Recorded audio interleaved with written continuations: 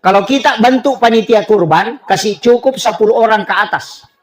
Kalau mau sempurna, saya kasih tahu, kalau mau sempurna, nanti setelah sapi disembeli, kaki depannya sebelah kanan, ketika lepas dari sapi, langsung digantung, buka dagingnya, langsung bagi 7 itu dagingnya.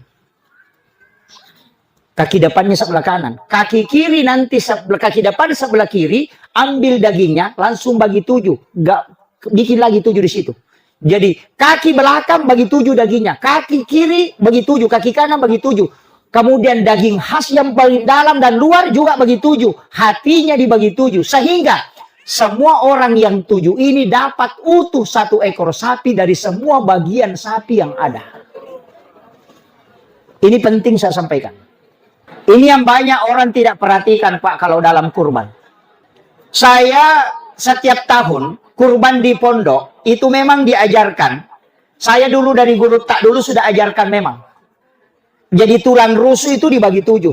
Kaki itu dibagi 7. Tulang punggung sapi itu dibagi 7.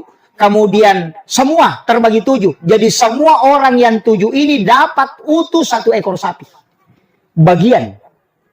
Dapat daging kaki depan sebelah kiri, dapat daging kaki depan sebelah kanan, belakang, kemudian hatinya, bawah, semua dibagi 7 itu. Sehingga utuh.